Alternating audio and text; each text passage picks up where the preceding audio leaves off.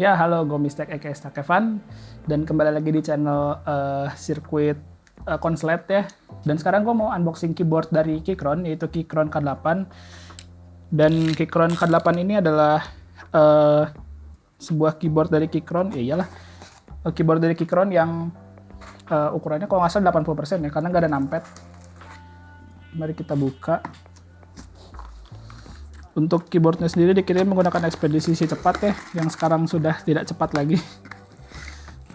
Oh iya, mohon videokan proses pembukaan paket. Kami tidak menerima komplain kerusakan apabila tidak disertai bukti video unboxing nih. Saya unboxing sekarang nih.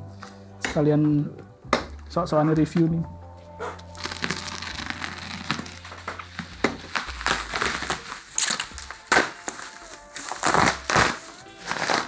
Oke, jadi keyboard Keychron K8 ini adalah sebuah keyboard 80% karena tidak ada numpad. Sebenarnya gue suka numpad. Gue adalah user numpad di keyboard yang full size. Cuman kenapa gue memilih keyboard Keychron K8 yang tidak pakai numpad ini?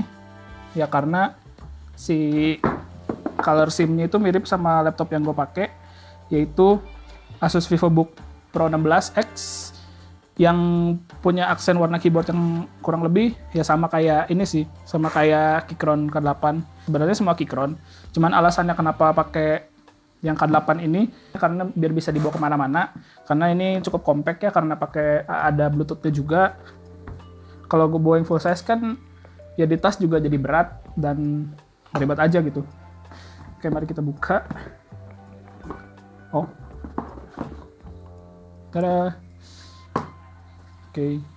Oh, ada busanya. Packaging yang bagus, aman ya. Oh iya, ini support buat Mac juga ya. Jadi ada switch-nya di sebelah kiri kalau nggak salah. Jadi kalau misalnya switch-nya buat Windows ya buat Windows, kalau buat Mac ya buat Mac. Dan si keycaps-nya tinggal ganti. Dan kita lihat ini keyboardnya. Wow. Ini beratnya kurang lebih sekitar 1,6 kg kalau nggak salah. Tada, wow, keren banget. Mari kita, ini udah taruh sini dulu dah. Oke, ini keyboardnya ya. Ini si aksennya tuh sama kayak si Asus VivoBook Pro 16X ini. Jadi ada escape-nya oranye, terus bawahnya tuh abu ya. Sisanya hitam kayak biasa. Kiri kanan kurang lebih sama. Ini yang sudah terpasangnya tuh yang buat Mac, jadi gue bakal pasang yang buat Windows-nya. Oh iya, dan di kotaknya juga ini ada USB-C, USB Type-C kalau misalnya mau dicolok atau buat di charge. Dan ini ada keycaps puller. Nah, oh iya, sama karena ini hot swappable. Ini ada buat nyabut switch-nya juga ya. Switch opener, apalah gue nggak tahu namanya. Oke. Dan oh ya, yang gue beli di sini adalah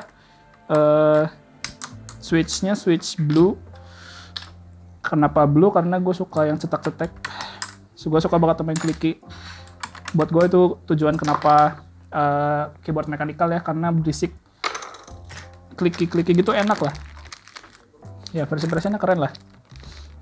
Si lampu si keyboard ini, dan ini yang RGB backplate aluminium.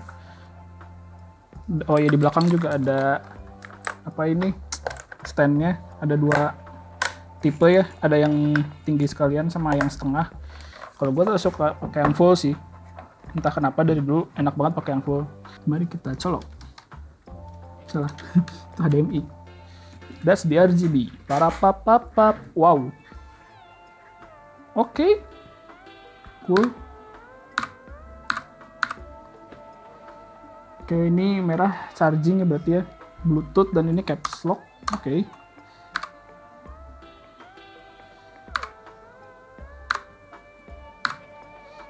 Gue nggak ngitung ini tadi ada berapa profil ya si RGB-nya. Ya, gue suka breathing, ganti-ganti. Terus ini FN.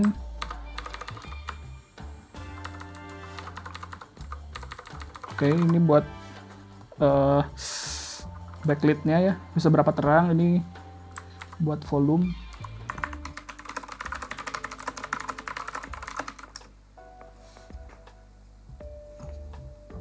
Ya oke, jadi si keyboard ini, si keyboard Keychron K8 ini adalah sebuah keyboard 80% TKL ya, 10 keyless. Terus ya ini RGB dan ada 18 profil RGB. Sayangnya tidak bisa di setting kayak di software kayak begitu, tapi ya it's okay lah. Maksudnya dengan build quality dan desain yang bagus seperti ini, dan gue juga nggak bakal custom RGB-nya kayak gimana banget pakai software, tapi setidaknya ada 18 profil RGB, kayak ada breathing dan lain-lain yang bisa diganti sendiri. Terus ini juga bisa pakai Bluetooth dan juga pakai kabel, dan di sini gue pakai kabel. Ya mungkin untuk pemakaian sehari-hari kalau misalnya gue bawa-bawa, mungkin gue bakal pakai Bluetooth karena iya portable, bener-bener kayak bisa ditaruh di mana aja kan.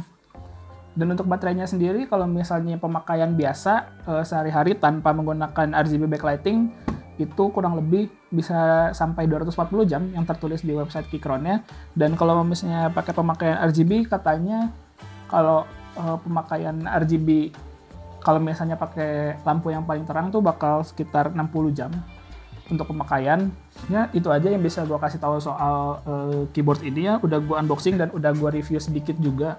Ya kalau first impression dari gue sih ya desainnya bagus, dipakai ngetik juga enak. Karena gue bukan tipe orang yang suka pakai armrest. Ya mungkin karena belum pernah coba armrest aja sih. Tapi ya ngetiknya sih enak ya, feel ngetiknya. Meskipun suara klikinya tidak sesuai dengan yang gue harapkan, tapi it's okay, masih bisa ditoleransi. Dan fitur-fiturnya kepake banget.